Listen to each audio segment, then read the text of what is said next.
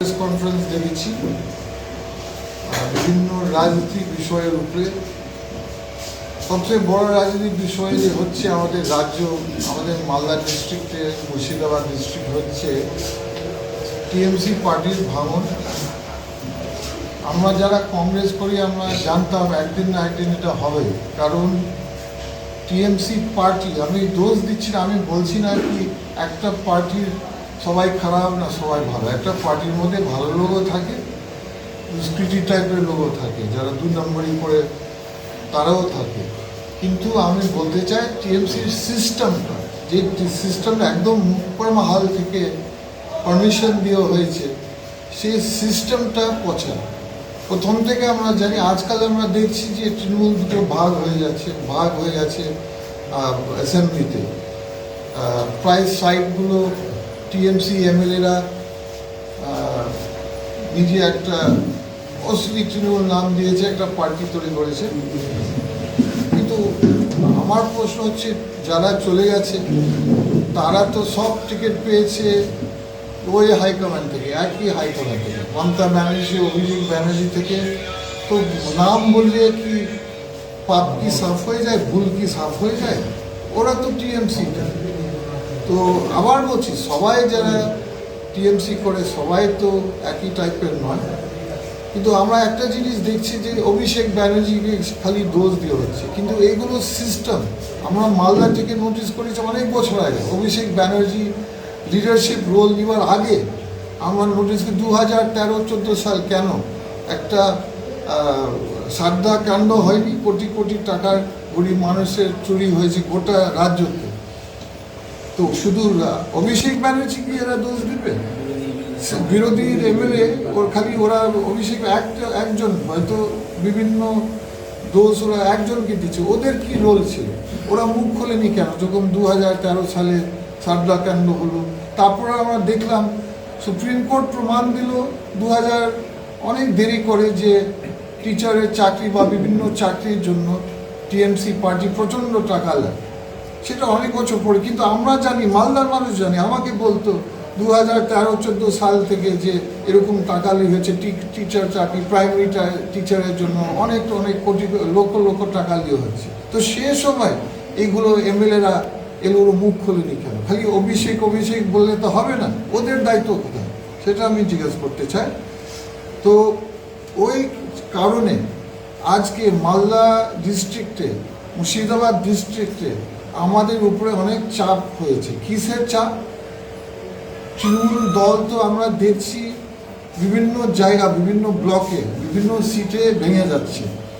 এমন ভেঙে যাচ্ছে যে সব ব্লক থেকে আমাদের খবর আসছে। এমন আমি একটা উদাহরণ দিচ্ছি, একটা ব্লকে 6টা গ্রাম পঞ্চায়েতরা আসতে চাইছে, লিডার আসতে চাইছে টিএমসি থেকে, আমাদের দলের সঙ্গে ফ্ল্যাগ ধরতে চাইছে, যোগদান দিতে চাইছে।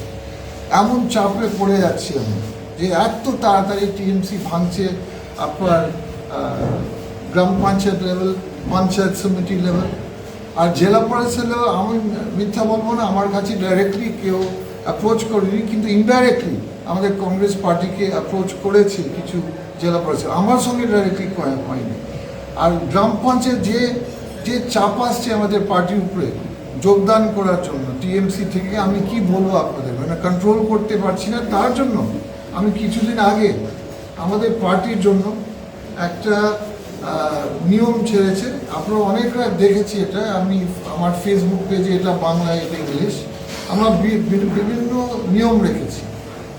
দেখুন, সবাই জানে যে আজকাল গ্রাম পঞ্চায়েত প্রধানদের বা গ্রাম পঞ্চায়েত বডিগুলো প্রচণ্ড পাওয়ার হয়, প্রচণ্ড ফাইন্যান্সিয়াল পাওয়ার হয়।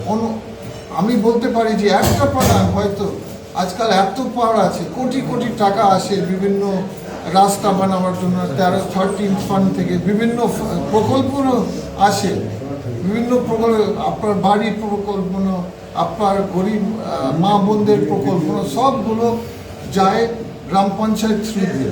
তো পাওয়ার একটা গ্রাম পঞ্চায়েত যে আছে প্রচণ্ড পাওয়ারফুল। তার জন্য আমি কিছু গাইডলাইন রিলিজ করেছি আমার পার্টির জন্য, যে যারা আসতে চাইছে তৃণমূল থেকে আমাদের আমি মূল কথা বলতে চাই, যারা ভালো ভালো মানুষের জন্য, আমি আগে বলেছি আবার আজকে বলছি, ভালো মানুষের জন্য আমাদের কংগ্রেস পার্টির দরজা খোলা আছে, সবসময় দরজা খোলা ছিল, দরজা খোলা থাকবে।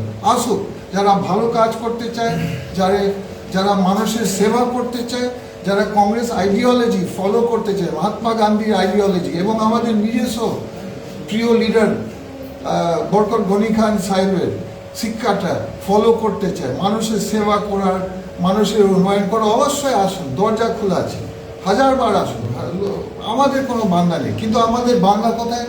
যারা আসতে চাইছে চুরি করতে, যারা আসতে চাইছে দুর্নীতি করতে, সেভাবে লোক আমরা নিতে চাই না। সেভাবে লোক আমি খুব কড়া লিখেছি আমার পার্টিকে যে আপনারা কনসাল্ট করেন ডিস্ট্রিক্ট লেভেল, ব্লক লেভেল এবং আমাদের অঞ্চল লেভেল, সব আমাদের 3 লেভেলসে রাজনীতি লেভেলের সঙ্গে আলোচনা করে তারপরে নেবেন। কারণ আমরা চাই না যে শুধু পঞ্চায়েত আমাদের হাতে আসে আর চুরি যদি শুরু হয়ে যায়, ওই বদনাম আমরা নিতে চাই না। আমরা কংগ্রেস পার্টি, আমরা গ্রামবাসীদের সেবা করতে চাই, আমরা গ্রামবাসীদের কাজ করতে চাই, উন্নয়ন করতে চাই। যদি কোনো হেভিওয়েট যোগাযোগ